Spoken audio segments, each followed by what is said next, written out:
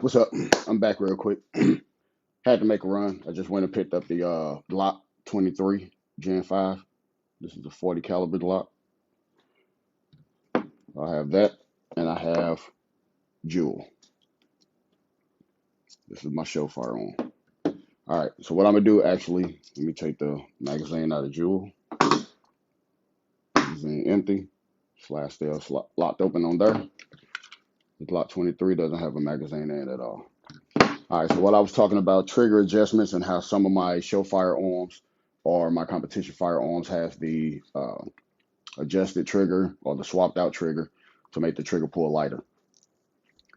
Um, this Glock and the Glock 19, stuff like that. This one I just purchased. I haven't done anything to it. When I say just purchased it, like 30 minutes ago.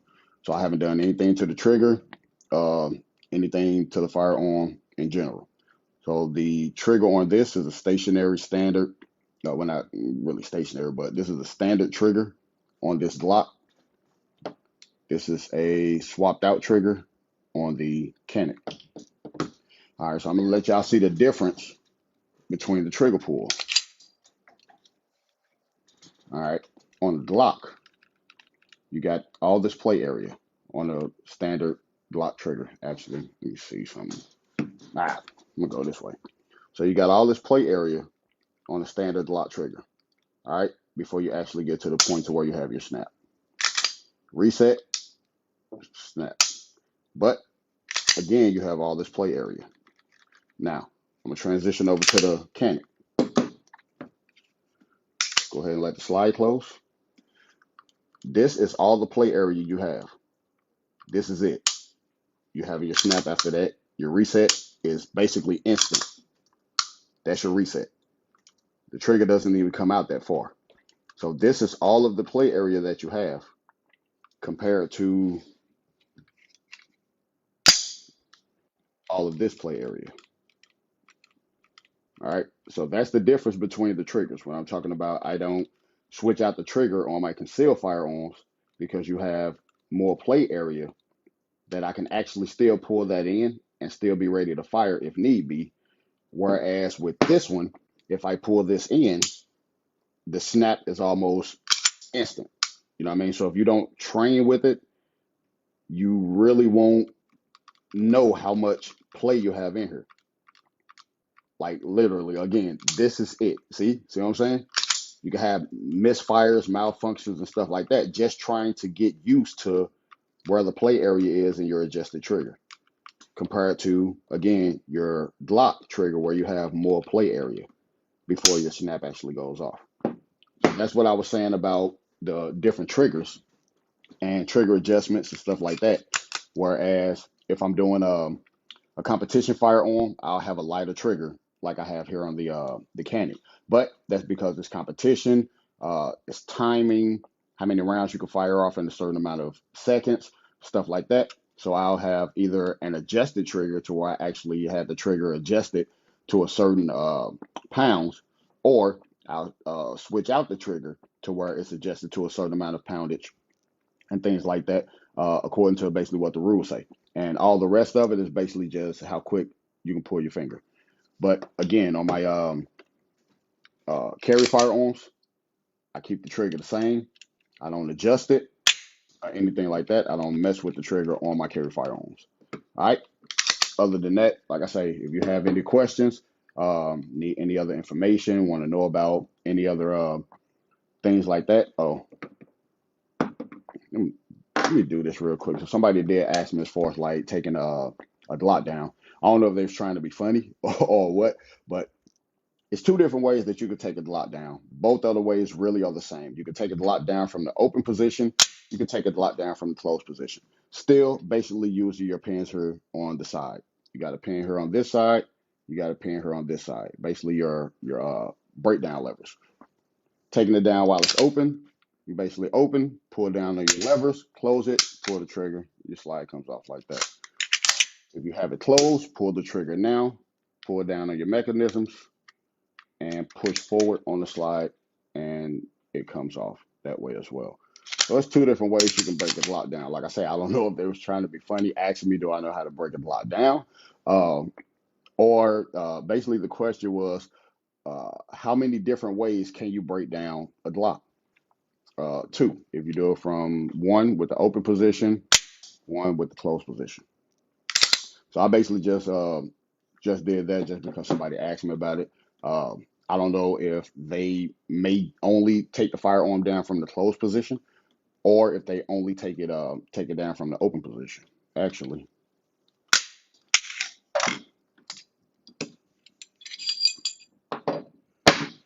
uh, yep, you could tell this is a new firearm. I don't know if you'll be able to see it, but it has a lot of oil on it. And usually, what I do with my new firearms, I always break them down. I'll wipe this oil out, especially if I'm gonna go to the range and shoot it. I always wipe the oil out from the barrel, from the slide. I'm sure you ain't gonna be able to see that, but it's all there in the slide also. So I'll wipe that out. Uh, you really don't have a lot of oil in your grip itself. Most of your oil is on the barrel, on the slide, and you may have some oil here on your dual recoil spring or your single recoil spring, whatever you have. I really don't worry about the recoil spring. Like I say, more so is off of the slide and off of the barrel that I basically wipe the oil off of it. Uh, the only reason I do that, you don't have to do it. When you go to the range, as you fire, the barrel heats up, the slide heats up a little bit. And as you fire, you actually burn the oil off of the firearm. Only thing with that, depending on what type of glasses you have on, your safety glasses and stuff like that, you'll start getting a little bit of smoke from your barrel from your slide, basically coming up. That's just burning the oil off of it. But again, if you're doing it, depending on how you're looking at your sights, looking down your sights, looking at your target, sometimes that little bit of smoke can actually mess up somebody's vision for a split second. Um, Sometimes it smoke a little bit more depending on how much oil the firearm actually has in it. But I usually just break it down real quick. Just take like a little pad or something like that or whatever. Just lightly wipe the oil off, or I'll wipe the oil into the gun a little bit more, to where I'm still dabbing it off a little bit, but it's not really to where you can too much see to where it's actually almost not really caked up, but how you can still see the oil. They basically do that so when they shipping it, so it won't dry out because they don't know how long it's gonna be on the shelf or anything like that before it's actually sold. So it's not a bad thing that they do it. It's actually good. But once you purchase it, you can go ahead and just dab that off a little bit before you go to the range. That way it won't smoke on you. Let's see. And like I say, this is a Gen 5 Glock 23 40 caliber. My Glock 19, my G19, that's actually a Gen 4. So it's a little bit of a upgrade, not too much of a difference. I mean, the Glock is a Glock. You know what I'm saying? It's a good firearm, but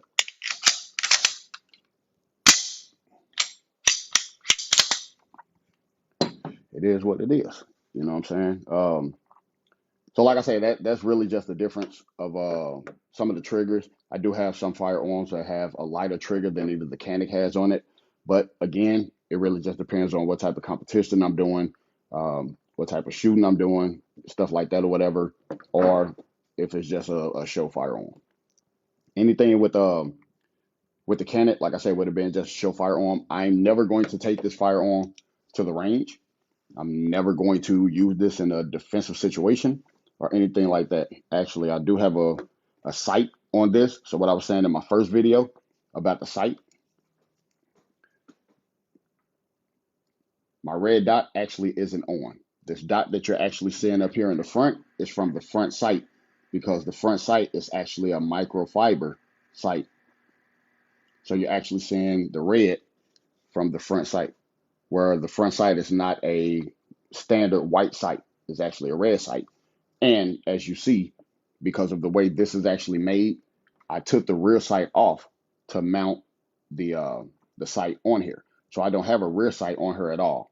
If you want to look at it, the sight could be used as a rear sight, but like I say, some people don't look through this sight to look at the front sight. You know what I mean? You do have some people that take the front sight off and just use the sight itself, independent of itself, to actually use that as what they're aiming with. I really don't like doing that because, like I say, some people, even if they do have the front sight on here with the sight on the back, they'll basically set the sight to be a little bit above the front sight. So they're really not even looking at the front sight. Some people actually set the sight to where it's directly in line with the rear sight. So I'm like, if you basically using that sight directly in line with the front sight, what was the use of putting the sight on there itself? You could have just looked straight through the rear sight into the front sight and go ahead and fire. Let me see if I can turn this on real quick to show you all what I'm actually talking about as far as if you're just going to use your sight in a defensive situation. So I got the sight on. I had to push the button to get the sight on. I don't know if you actually even be able to see the sight, but you can probably see the glow in there a little bit. But the sight is actually on. But like I said, in a defensive situation, there you go, you can see it. But in a defensive situation, I have to turn the sight on, bring the firearm up to my line of sight, then get my dot on target before I fire. You know what I mean? That's a lot of motions and movements to do in a defensive situation if my light isn't already on while I'm carrying it. You know what I mean? So like I say, I got to push the button, turn the light on, hit the trigger, all that basically right behind each other. So it's kind of hard to do that as you're coming up. Because even when your light come on, even if you got the fire on right at your eyesight and you're trying to hit the button for the light to come on, even when it come on, you could be too high, you could be too low, you cannot be on your target at all. So then you have to make a little small adjustment to actually get to where you need to be using this sight. But like I say, if my bad, I'm turning my sight off. Um, but like I say, if you got your standard sights, it's basically you really don't have to maneuver for anything. You're actually coming up from this position straight out, and you're already on target. All right, so that's some of my little philosophies. Like I said, as far as myself, somebody else may love the sight. I'm not saying that they're wrong. I'm not saying that I'm right. It's just something that I do myself. But like I said, it was basically just showing the difference between the standard trigger coming straight from the manufacturer and some of the triggers I actually have on some of my show firearms. Um, I don't have any one of my competition firearms right here in my general area to where I can go get it to show you the trigger adjustments and stuff like that on it and how much of a lighter pull that actually has on it. But if you got any questions, whether it's pertaining to triggers, sights, firearms in general, CCW training, um, different things that I may do as far as training, just let me know and I try to answer them as best as I can. If I have a certain firearm that you're asking about, I'll go ahead and get that firearm, whether it's breaking it down or anything like that, adjusting sights, all that stuff or whatnot. Just let me know, and I'll try to get that video done for you and get that over to you. All right.